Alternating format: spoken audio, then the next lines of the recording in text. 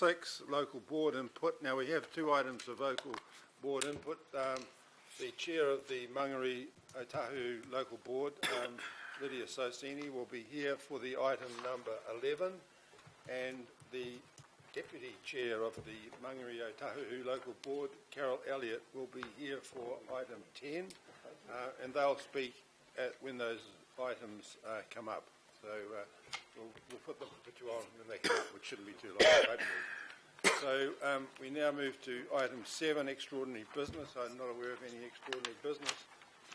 This Councillor Philippine. No, okay. Just wanted to acknowledge also there's a member of the local board, Nick Bakulich, there as well. Sorry, okay. Chair, that's all.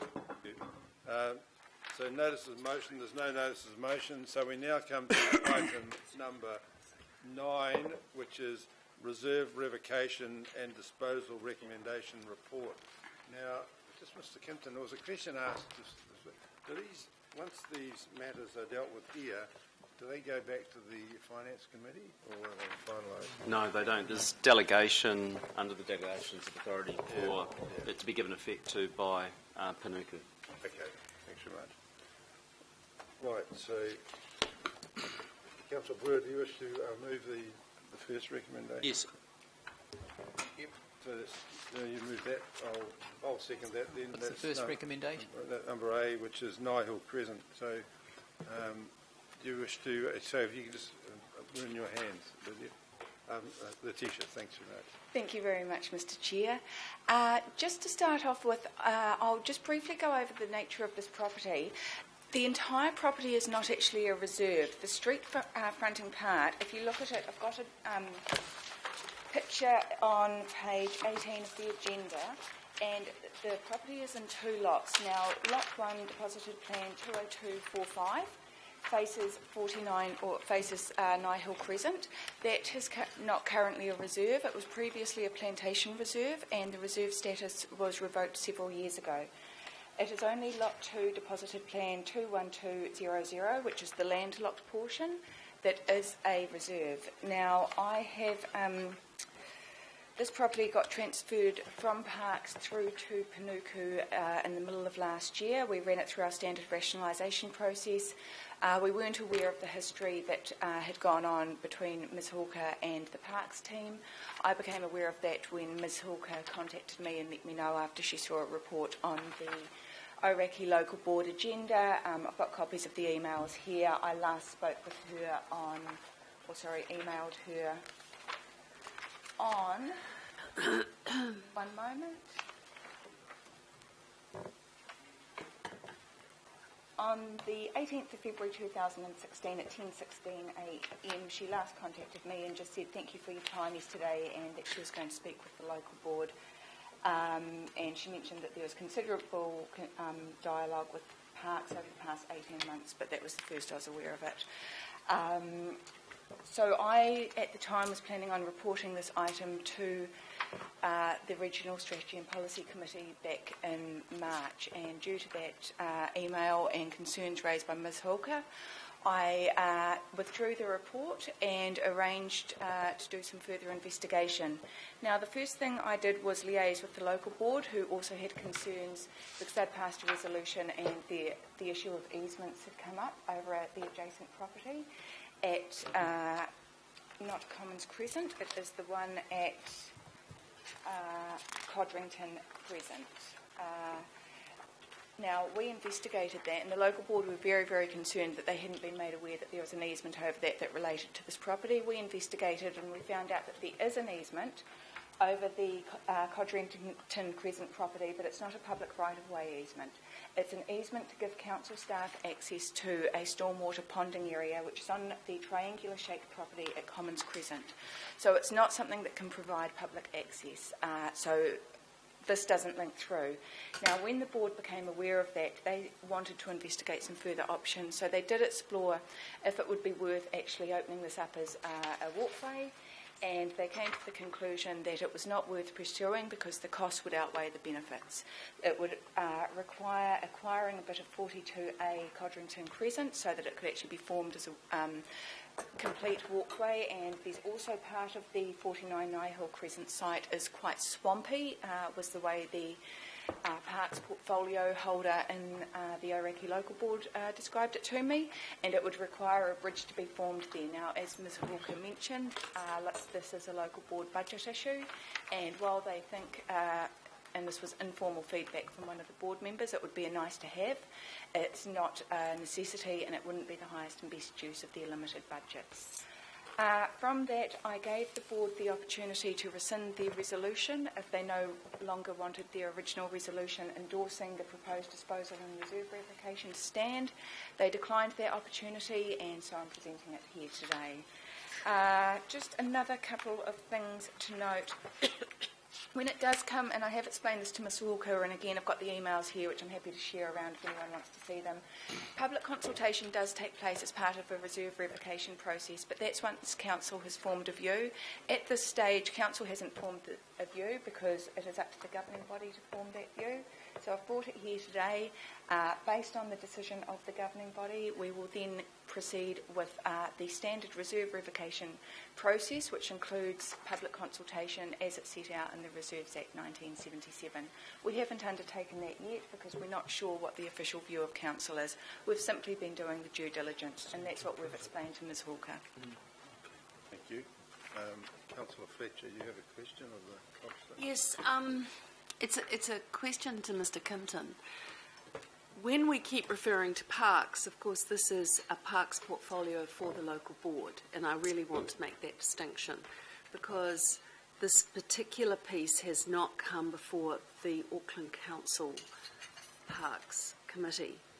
And the question I've got to you, Mr Kimpton, is I can understand the board prioritisation, but you are overseeing a really important piece of work which is looking at a comprehensive greenways network for the whole of the Auckland region. So we're in this sort of limbo land between delegations to parks in local boards and the coordination between all of the arms of council to, in a most cost-effective way, create a new network, greenways, cycleways, call them what you like.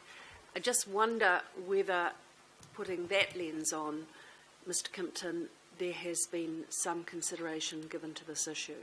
I don't want to prolong or have a protracted debate about the merits or otherwise, because I'm familiar with it, but I don't know the detail. But I want to know that it's gone before the officer who is doing this detailed, comprehensive piece of work for the whole of the region, which will come to Auckland Council's Parks Committee. Sure. I can't answer that definitively.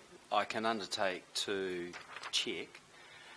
Your option, I would suggest, if that is material to making a decision, would be to approve this subject to it not forming a critical part of that Greenways network.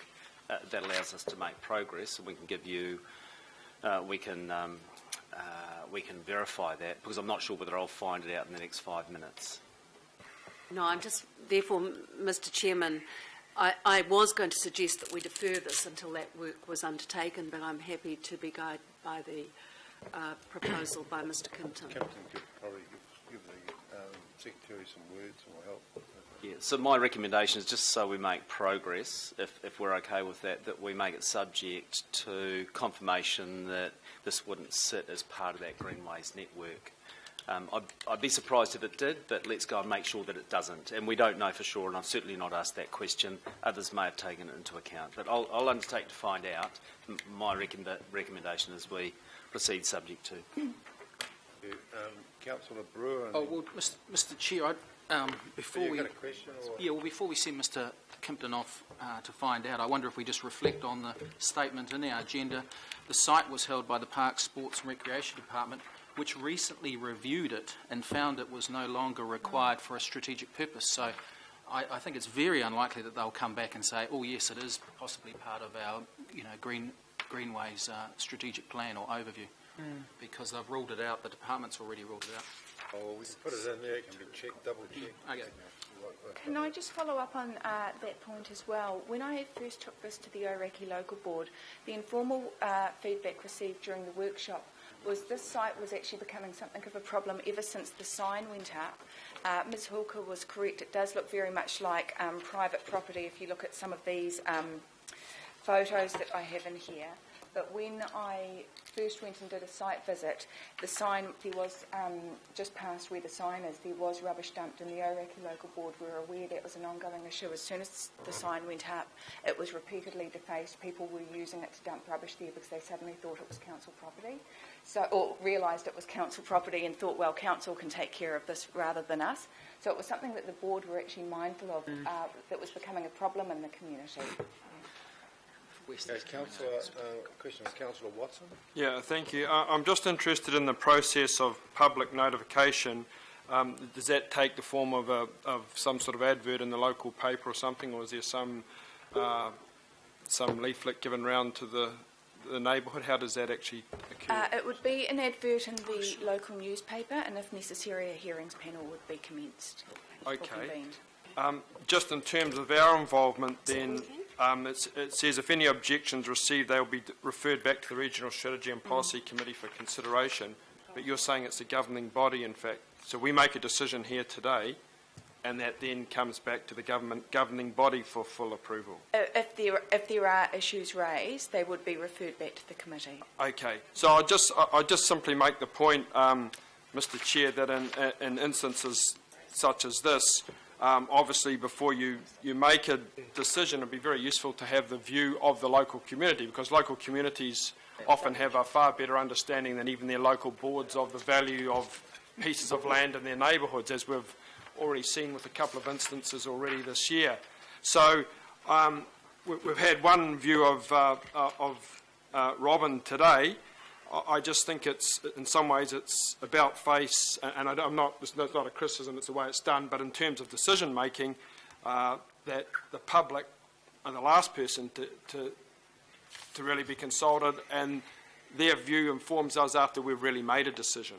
That seems back to front to me. And I appreciate your concerns, Councillor Watson, and the reason that we do it this way is because Council hasn't officially formed a view yet. Yeah. That's up to the governing body to form a view, so we don't want to be undertaking public consultation when it's essentially Panuku out on its own undertaking consultation on behalf of Council without having an official Council view formed. I guess the point is that in some instances with councils anyway, that the views are formed a lot by the public view. Okay, thank you. Councillor Lee. Thank you, Mr. Chairman. Well, thank God for the Mrs. Hawkers of this world. It appears that there's a developer involved, and the alienation of this reserve. Councillor Lee, we're asking questions here, please, because we haven't got to the... Okay. I wanted to okay. I have questions, but I'll wait till... Okay, we'll put the motion on the Thank floor. You. Okay, Councillor Darby. So, on that, have there been any approaches to Panuku or any part of council, to your knowledge, wishing to acquire this land? How many? More than one? I understand there's been more than one, but I'm not sure off the top of my head, sorry. Does that include the owner of the large site which... I believe they've expressed an interest, yes. Did they express that interest prior to us identifying the land as being a possible site for disposal for the reasons of satisfying council's requirement of Panuku to identify such sites? I believe it was after, and after it had been declared no longer required by the Parks, Sports and Recreation Department. So you've got the so-called clearance from the Parks Division. Does that include the Stormwater Division? Yes, we always we consult with Stormwater. And closed landfills, apparently? Actually, and I was on the phone because I had a phone call from the one of the team from the closed landfills and contaminated land team. It must have been at about 5 to 5 last night. Very surprised that she'd been contacted about this property.